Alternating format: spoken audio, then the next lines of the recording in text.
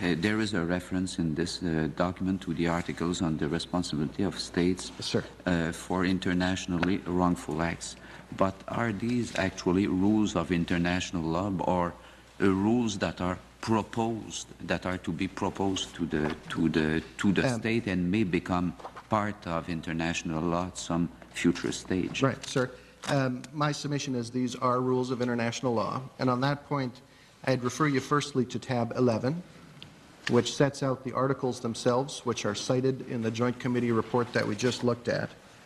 And tab 11, page 53, Articles 40 and 41, those are the articles that were being cited in the study I just referred to you.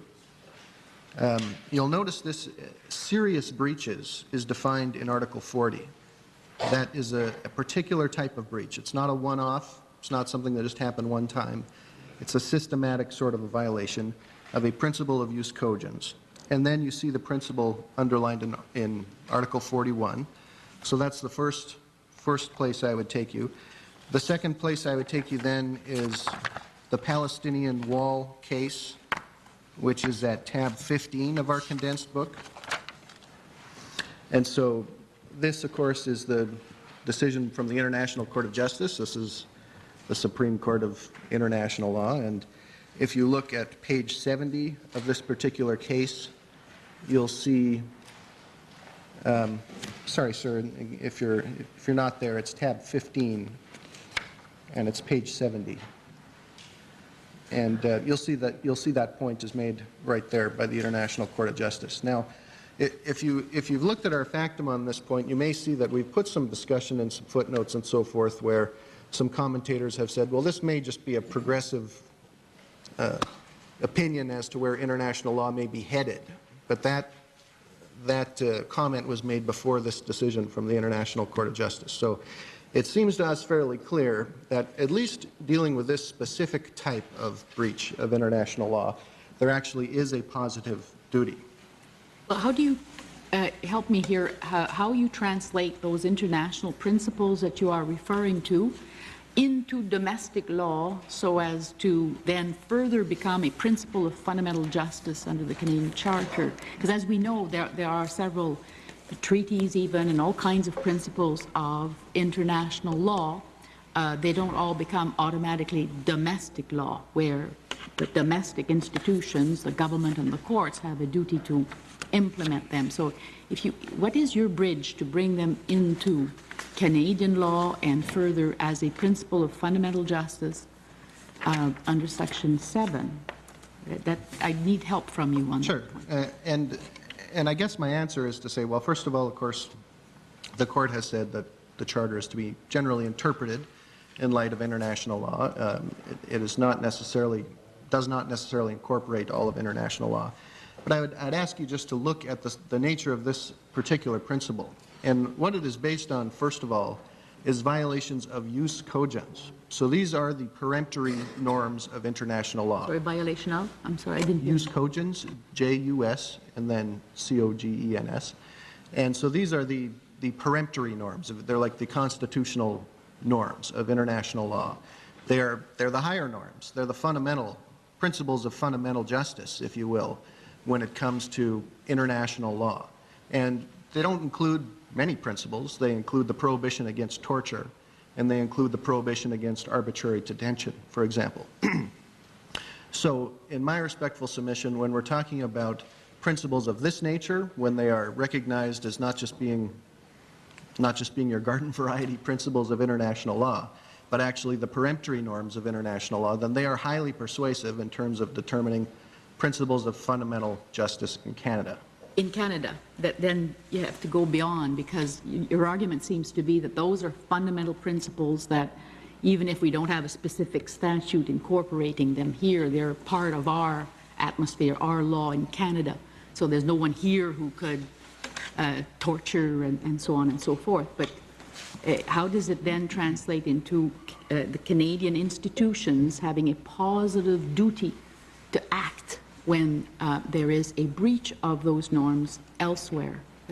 Okay, well, first of all, of course, I would go back to point out that we're leaving the interrogations out of the equation entirely at this point, which I hate very much to do. But Not necessarily. okay, well, you know, I'll be getting back to that. But if we set aside the interrogations for the moment, this court, of course, has recognized that the prohibition against torture is it's not just a legal prohibition.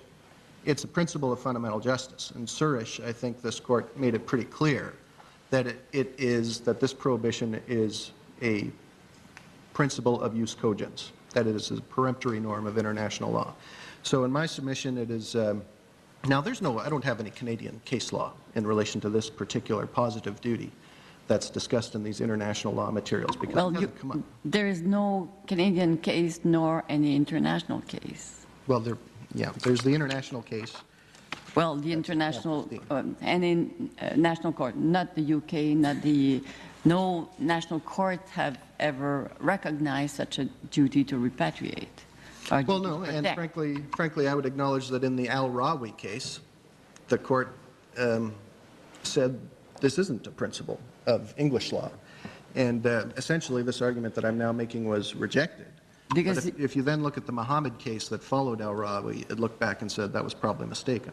But when you're saying that this is part of jus cogens, it's a stretch to say that it's part of the generally accepted law by all nations. Well, I suppose so. I mean, I suppose you could have a principle of jus cogens that sort of the entire international community recognizes as a peremptory norm, and yet Canada doesn't recognize it as a principle of domestic law, I suppose. Nor any other national court. Well, I don't have cases that specifically say so, but I think it would be fairly clear that pretty much every court of any country with a modern legal system is going to recognize that the prohibition against torture and arbitrary detention are principles. Well, we've gone further than the prohibition against torture. We're now into a duty to repatriate or duty to protect. What you seem to be arguing is that on top of the peremptory norm against the torture, there is also a peremptory norm that would require states to come to the aid of their citizens or residents that are subject to such treatment in foreign countries. And that's where you have some problem. I think that's fair to say. I mean, the authorities that I have on this subject are the ones I've just read to you, and that's what there is. I mean, it's a relative principle. It may be an indication that international law is not yet quite at the point where you would like it to be. Even in the Muhammad case that you referred to, they said expressly that it wasn't international law. They were relying on it was domestic law. I think that's probably true, but I think the court also said when it comes to international law, it does seem that there is this positive duty that has been recognized in the Palestinian Wall case. So you say, though, that you're under Section 7 and fundamental justice requires it creates the duty on the government to ask for Mr. Khadr's repatriation, right? That is one aspect of our argument, yes. You mentioned the Suresh case. Suresh says that guarantees of fundamental justice when deprivations of liberty are taking place by foreign governments will only implicate our government when there's a sufficient causal connection between our government's participation and the deprivation. Here, we don't have that. I mean, we don't have any evidence that anything done by the Canadian government has caused the continued detention of Mr. Khadr. Well, we do, sir, in my submission, and this brings me really more into line with the question of the interrogations that Are you talking about handing documents to the Americans? Handing information to the Americans from the interviews? I'm talking about the fact that Canada participated in these interrogations beginning in about September of 2003. So there was this information sharing cooperation process that began. But we don't know that the sharing of that information is the reason that Mr. Khadr is being detained. I mean, We the do know. Americans say they've got all kinds of evidence against him. That's true.